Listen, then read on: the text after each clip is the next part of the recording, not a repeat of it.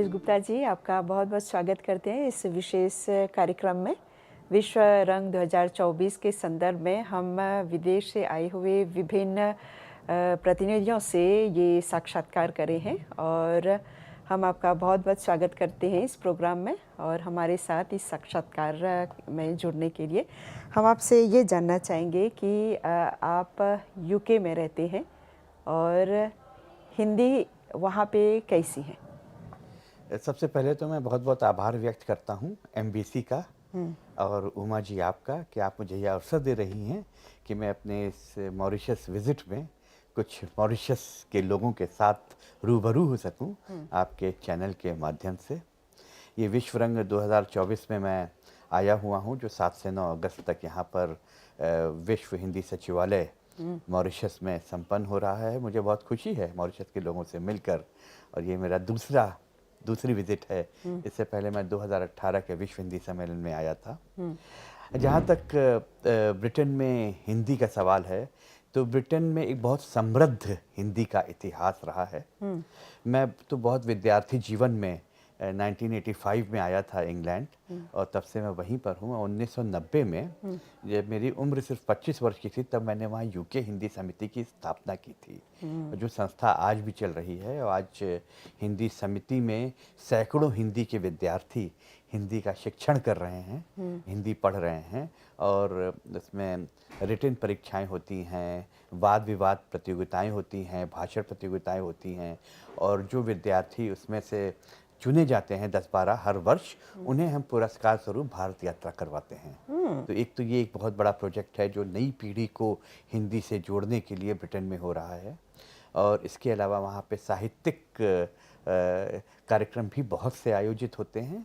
Britain में एक प्रवासी लेखकों का एक बहुत बड़ा समुदाय है जो प्रवासी लेखन कर रहा है। और जब प्रवासी लेखन की बात आती है, चाहे वो कहीं भी हो, अभी मैं सत्र अटेंड कर रहा था विश्व रंग का अभिमन्यु अनंत जी के ऊपर कि उन्होंने किस प्रकार से यहाँ के जीवन के विषय में लिखा। तो मैं हमेशा ये कहता हूँ कि जो प्रवासी लेखक और साहित्यकार हैं उनका बहुत बड़ा योगदान है हिंदी भाषा के वैश्वीकरण में, उसको समृद्ध करने में। जब आप हिंदी के वैश्वीकरण की बात करते हैं कि हिंदी को ग्लोबलाइजेशन की बात करते हैं तो यह तो उसके मापदंड हो सकते हैं कि कितने देशों में हिंदी बोली समझी जा रही है, पढ़ी जा रही है, कितने लोग दुनिया में बोलते समझते हैं।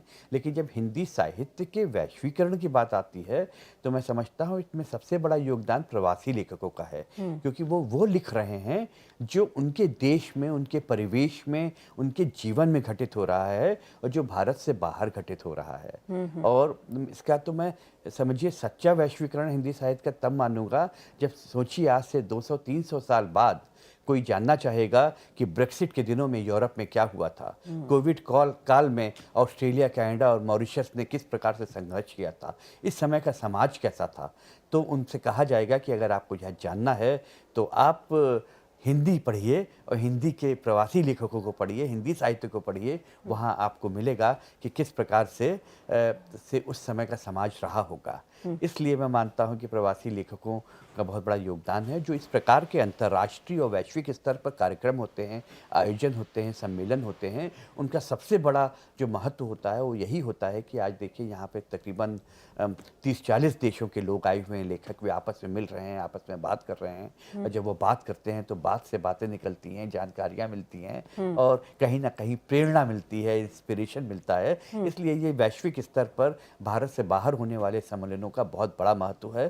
भारत में तो होते ही हैं, बहुत से सम्मेलन होते हैं और ब्रिटेन में भी हम लोग बहुत से सम्मेलन आयोजित करते रहे हैं। मैं 6ठे विश्व हिंदी सम्मेलन 99 का संयोजक रहा था ब्रिटेन में। इसके अलावा अब तक करीब 7-8 मैंने वैश्विक स्तर पर सम्मेलन कराए हैं, कई संगोष्ठियाँ आयोजित की हैं। तो मैं बहुत मन से जुड़ा रहा हूँ हिंदी भाषा के कार्यों को लेकर ब्रिटेन में। थोड़ा सा अपने बारे में और बताएं। जी, मैं अपने बारे में मैं कविताएं लिखता हूँ। मूलतः मैं कवि हूँ। और वैसे मेरा कहानी संग्रह भी इसी वर्ष प्रकाशित हुआ है डेड एंड के नाम से। और मेरी प्रवासी पुत्र जो कविता संग्रह है वो बहुत पॉपुलर हुई थी। 2017 में मुझे भारत का नेशनल अवार्ड भी मिला था वहाँ के राष्ट्रपति द्वारा, प्रणब मुखर्जी जी के माध्यम के कर कमरों द्वारा, जो केंद्रीय हिंदी संस्थान द्वारा चयनित सम्मान था। और इत्तेफाक ऐसा है कि इस बार जो मैं मॉरिशस यात्रा में हूँ, मुझे मॉरिशस के सम्मानित आदरणीय प्रधानमंत्री द्वारा विश्व रंग हिंदी सम्मान से नवाजा जाएगा, जिसकी मुझे बहुत खुशी है।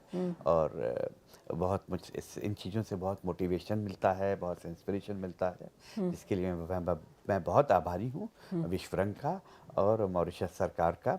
इसके अलावा जो आपने कहा कि मैं अपने बारे में बताऊं, मैं एक बात बताता हूं कि मैं ऑक्सफोर्ड में रहता हूं और मैं ऑक्सफोर्ड बिजनेस कॉलेज का पिछले 20 वर्षों से डायरेक्टर हूं। लेकिन जो मेरा प्रोफेशन है, जो बिजनेस कॉलेज है, वो पूरा अंग्रेज़ी में है, लेकिन मेरा पैशन जो है मैं हिंदी से भी जाना चाहता हूँ। तो मैं हमेशा इस बात को यूँ कहता हूँ कि जैसे, और नई पीढ़ी को मैं ये कहता हूँ कि प्रगति यदि अंग्रेज़ी है, हिंदी है संस्कार, हिंदी अपने हाथ बनाओ अंग्रेज़ी हथियार, देखो फिर कैसे होता है हर सपना साकार। और यह बात मैं इसलिए कहता हूँ कि मैंने विश्व में बहुत सी यात्राएं की हैं, ईस्ट यूरोप में, रशिया में, जहाँ पर मैं हिंदी के विद्यार्थियों से मैं मिला हूँ और मैंने लेक्चर्स भी दिए हैं यूनिवर्सिटी में हिंदी को लेकर। लेकिन ऑक्सफोर्ड वो शहर है जहाँ आप जानते हैं कि दुनिया भर से लोग आते हैं, छात्र आते हैं सिर्फ अंग्रेज़ी पढ़ने, और स्पेशली यूरोप से बहुत आते हैं। समर स्कूल कैंप्स लगते हैं, मिडिल ईस्ट, रूस वगैरह की तो बहुत सी कंपनीज, वहाँ की सरकारें पैसा देती हैं अपने छात्रों को कि तुम जाओ और वहाँ पर अंग्रेज़ी पढ़ो ऑक्सफोर्ड में। तो जब मैं उनसे पूछता हूँ कि तुम अंग्रेज़ी क्यों पढ़ रहे हो, तो वो मुझे यह जवाब देते हैं कि हम अंग्रेज़ी इसलिए पढ़ रहे हैं क्योंकि हमारी सरकारें चाहती है, हमारा परिवार चाहता है, वो अंतर्राष्ट्रीय भाषा है और हम वहाँ की सरकारी नौकरियाँ मिलेंगी हमें और अंतर्राष्ट्रीय व्यापार में सहयोग मिलेगा, इसलिए हम अंग्रेज़ी पढ़ने आते हैं। लेकिन जब मैं हिंदी के विद्यार्थियों से पूछता हूँ जो विदेशी मूल के हैं, रूसी मूल के हैं, यूरोपियन मूल के विद्यार्थी हैं, अंग्रेज़ी मूल के हैं, कि तुम हिंदी क्यों पढ़ रहे हो, तो वहाँ से जवाब मिलता है कि हम हिंदी इसलिए पढ़ रहे हैं क्योंकि हम भारत से प्रेम करते हैं, भारत की संस्कृति को जानना चाहते हैं, हम वहाँ के मंदिरों में घूमना चाहते हैं, वहाँ के इतिहास को समझना चाहते हैं, उस समृद्ध देश को जानना चाहते हैं, हम इसलिए हिंदी पढ़ रहे हैं। तो ये देखिए कितना बड़ा अंतर है। और जहाँ मैं हिंदी की बात करता हूँ, मैं सिर्फ हिंदी की बात नहीं करता, मैं उन सब भारतीय भाषाओं की बात करता हूँ, क्योंकि उन सबकी संस्कृति एक ही है। और मैं तो ये मानता हूँ कि कम से कम जितने भी प्रवासी भारतीय हैं, भारतवंशी हैं दुनिया भर में, उनके बच्चों को कि कम से कम भारत की एक भाषा वो अवश्य जाने, वो हिंदी जाने या तमिल, मलयालम, बंगाली, पंजाबी की एक भाषा से जरूर जुड़ें, जिससे वे भारत को समझ सकें, एक मानवतावादी संस्कृति से वह जुड़ सके। और जहाँ तक मैं प्रवासी भारतीयों के बच्चों की बात करता हूँ, तो मैं ये समझता हूँ कि अगर हमारी पीढ़ी ने हमारे बच्चों को भारतीय भाषाओं से, हिंदी से नहीं जोड़ा, तो भारत एक बहुत बड़ी योग्य और समृद्ध पीढ़ी को खो देगा। इसलिए मैं भाषा के विस्तार से, भाषा के प्रचार से, प्रसार से बहुत आत्मीयता के साथ जुड़ा हूँ। हाँ, जैसे कहते हैं हिंदी भाषा ज्ञान की भाषा है, शिक्षा की भाषा, परंपराओं के साथ जुड़ने की भाषा है, और यूएन में हिंदी भाषा को पहचान दिलाने के लिए जो प्रयास किए जा रहे हैं, उसके लिए अभी तक क्या हुआ है और क्या उम्मीदें रखी जा रही हैं? जहाँ तक यूनाइटेड नेशंस में हिंदी को जोड़ने की भाषा बात है, ये बहुत वर्षों से चलती चली आ रही है। मेरे पिताजी की पीढ़ी तो वो आवाज़ उठाती रह गई और चली भी गई, और हम लोग भी उस प्रयास में हैं, भारत सरकार भी प्रयास कर रही है। लेकिन मैं समझता हूँ कि वह एक राजनीतिक पक्ष है, उसमें कई देशों का उनका एक सिस्टम है, यूनाइटेड नेशंस का, राष्ट्र संघ का, कि उसमें हिंदी को जोड़ा जाए, लोगों की डिमांड है, लेकिन वो उस सिस्टम के माध्यम से ही जुड़ सकती है, और इसमें सरकार ही जो कर सकती है वो करेगी, और सरकार के ऊपर प्रेशर डालना, मोटिवेट करना, ये हम आम लोगों की बात है, आवाम की बात है। लेकिन मैं इतना अवश्य कहूँगा कि इस समय भारत दुनिया में टॉप 5 लैंग्वेजेस में है, जिसे बोला और समझा जा रहा है। और मैं यह भी मानता हूँ कि जब आज हिंदी विश्व में बोली समझने वाली भाषाओं में पॉपुलेशन के आधार पर तीसरे चौथे नंबर पर है, जब बॉलीवुड, हिंदी सिनेमा दुनिया की सेकंड बिगेस्ट फिल्म इंडस्ट्री है, तो राष्ट्र संघ भी क्या करेगा जब आवाम, सारी दुनिया हिंदी से जुड़ना चाह रही है और हिंदी से जुड़ रही है। तो इस माध्यम से मैं कहूँगा कि हिंदी वास्तव में एक अच्छी भाषा है और अंतर्राष्ट्रीय स्तर पर लोग उसे बोल रहे हैं, समझ रहे हैं। लेकिन यह एक निश्चित रूप से अफ़सोस की बात अवश्य है कि वह व्यापारियों की भाषा अंतर्राष्ट्रीय स्तर पर नहीं बन सकी है, रोज़गार की भाषा अंतर्राष्ट्रीय स्तर पर नहीं बन सकी है। लेकिन अभी हाल में मैं देख रहा हूँ कि वो बात बढ़ रही है। जिस प्रकार से सोशल मीडिया बाहर सामने आ रहा है, जिस प्रकार से आर्टिफिशियल इंटेलिजेंस का युग आ रहा है, चैट जीपीटी जिसमें सब जगह हिंदी है, तो लोग हिंदी से आसानी से जुड़ सकते हैं। और जिस तरह से मीडिया के चैनल्स दुनिया भर में हिंदी के फैल रहे हैं, उससे रोज़गार भी बढ़ रहे हैं हिंदी के, और निश्चित रूप से लोगों के अंदर रुचि भी पैदा हो रही है। और ये विश्व रंग जिसका आयोजन यहाँ पर मॉरिशस में किया गया है, विश्व हिंदी सचिवालय में, यहाँ पर आपको कई लोगों के साथ मिलने का अवसर मिला, खासकर मॉरिशस में जो लेखक हैं, जो रचनाकार हैं। हाँ, तो हिंदी के प्रति उनकी जो रुचि हैं, जो लेख हैं, आप उस पर क्या बोलना चाहेंगे? देखिए, जो मॉरिशस के लोग लिख रहे हैं, जो भारतवंशी, देखिए इसमें भी थोड़ा सा अंतर यही, जो प्रवासी भारतीय, हम लोगों का जन्म भारत में हुआ है, फिर आए हैं। लेकिन ऐसा बहुत सा दुनिया में देश है, मॉरिशस जिसमें बहुत इम्पोर्टेंट जगह रखता है हिंदी के मामले में। तो पहला विश्व हिंदी सचिवालय भी इंदिरा जी ने जो है वो मॉरिशस सरकार के साथ ही बनाया। भारत के बाहर मॉरिशस को एक बहुत ही हिंदी के सशक्त मानचित्र पर देखा जाता है मॉरिशस को। और यहाँ पे जो लेखन हो रहा है वो बहुत ही नेचुरल लेखन, ओरिजिनल लेखन जिसे हम कहते हैं, बहुत ही अच्छा रचनात्मक लेखन हो रहा है, क्रिएटिव राइटिंग। और वह उन चीज़ों से इंस्पायर नहीं है। तो जो भारतवंशी लेखक हैं, जिन लेखकों का जन्म ही विदेशों में हुआ है, और मुख्य रूप से जो आपने मॉरिशस के लेखन की बात की, यह बहुत ही ओरिजिनल लेखक है। इसमें कहीं से कॉपी पेस्ट की बात नहीं आती है। ऐसा नहीं लगता कि आपने कहीं से इंस्पायर होकर लिख रहे हैं। तो ये जो उनके अपने मनोभाव हैं, उनकी आत्मा की आवाज़ है, उसकी जो अभिव्यक्ति है, वो मुझे मॉरिशस के लेखकों में देखने को मिलती है। और बहुत मासूम लेखन मुझे दिखता है यहाँ पर, वो नेचुरल। तो इसलिए मुझे मॉरिशस का लेखन और साहित्य निश्चित रूप से बहुत ऊपरी है और बहुत ही उच्च श्रेणी का और अंतर्राष्ट्रीय स्तर पर लिखा जा रहा है। और विश्व रंग 2024 के लिए कोई विशेष संदेश? निश्चित रूप से मैं विश्व रंग के सभी आयोजकों को, टैगोर यूनिवर्सिटी के प्रति बहुत बहुत हृदय से आभारी हूँ।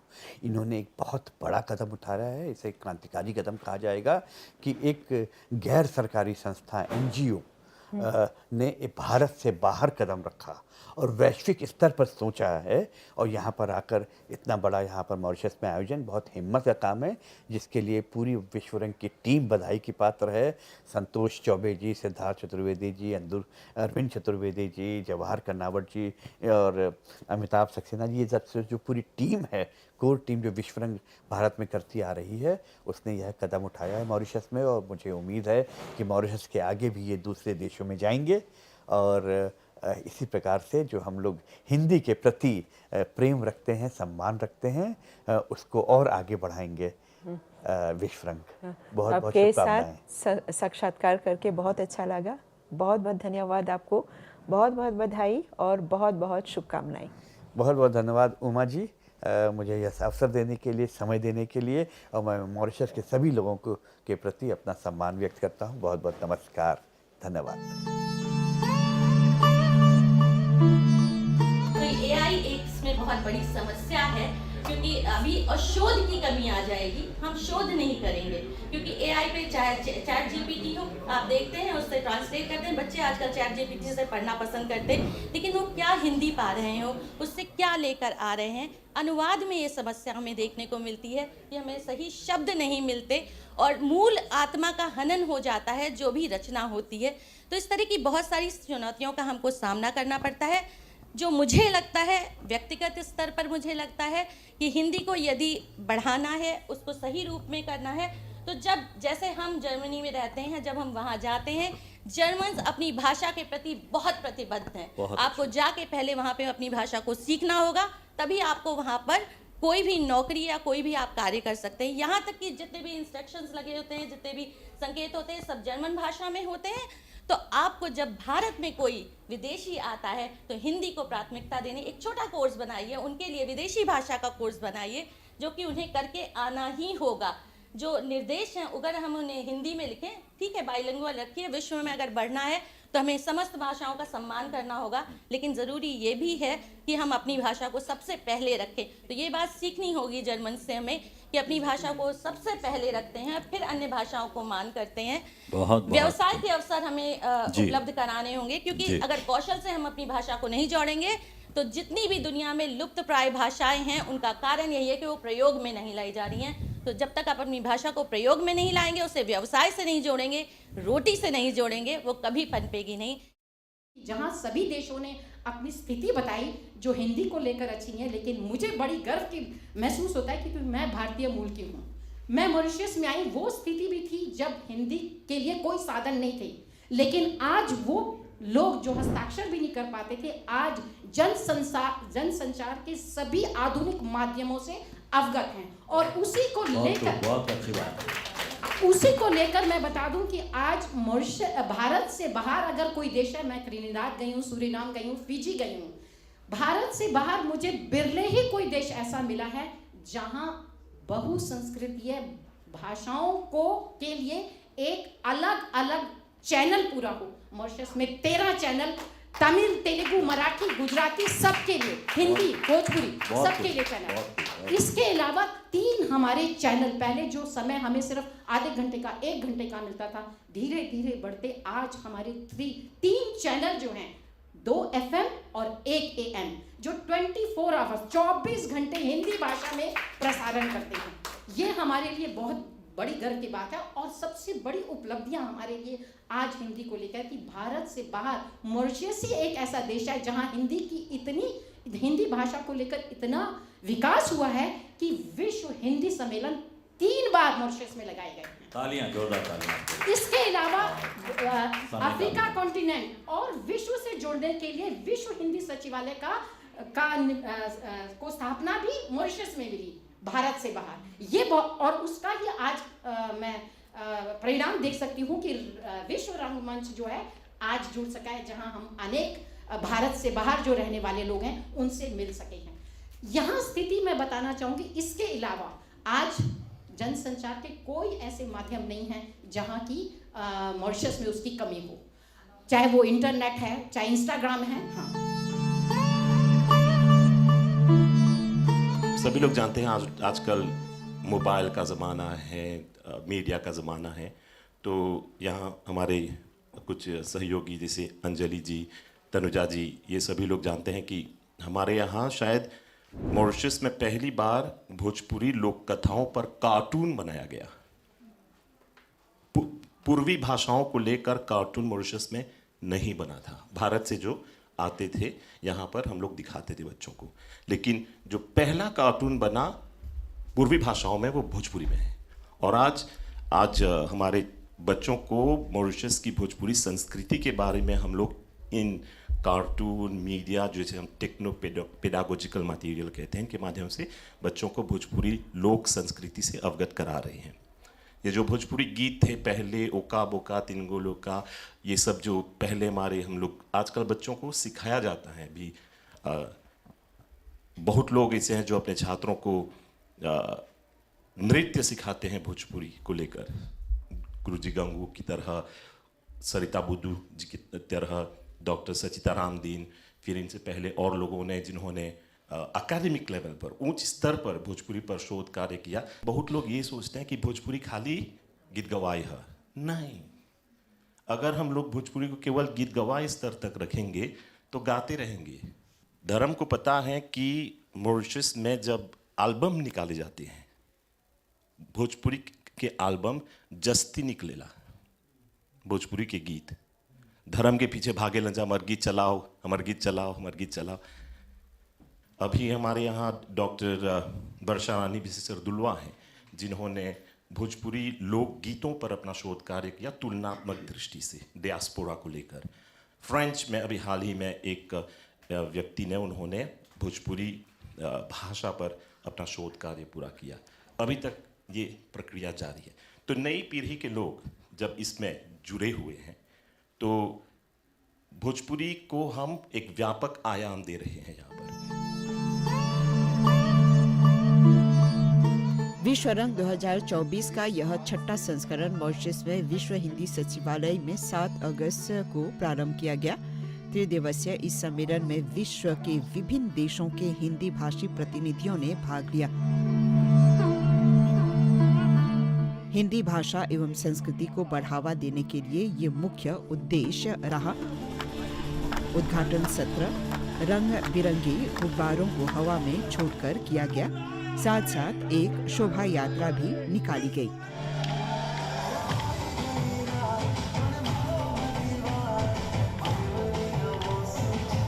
विश्व रंग का पहला सत्र साल 2019 में आयोजित किया गया था, भारत के भोपाल शहर के रविंद्रनाथ टैगोर यूनिवर्सिटी में। विश्व रंग 2024 जो मॉरिशस में आयोजित किया गया, इस संदर्भ में विश्व हिंदी सचिवालय की महासचिव डॉक्टर माधुरी रामदरी ने इस महत्वपूर्ण आयोजन के उद्देश्य पर बात की। उन्होंने कहा कि हिंदी भाषा, साहित्य, कला एवं संस्कृति को सम्मानित तथा बढ़ावा देने के लिए इस तरह का आयोजन जरूरी है। विश्व रंग समारोह में कई शैक्षिक सत्र आयोजित किए गए, जिनमें सांस्कृतिक प्रदर्शन, कविता प्रस्तुति सब सम्मिलित थे। सभी वक्ताओं ने अपने अपने देश में हिंदी भाषा, साहित्य तथा संस्कृति के साथ साथ भोजपुरी भाषा एवं लोकगीत, मीडिया आदि पर अपने अपने विचार प्रकट किए। करीब 20 देशों के 150 प्रतिनिधियों ने इस सम्मेलन में भाग लिया। समारोह के तीसरे एवं अंतिम दिन कुछ प्रतिनिधियों को सम्मानित किया गया, जो अपने देश में भाषा, साहित्य तथा संस्कृति के प्रति समर्पित हैं और भारी योगदान दे रहे हैं।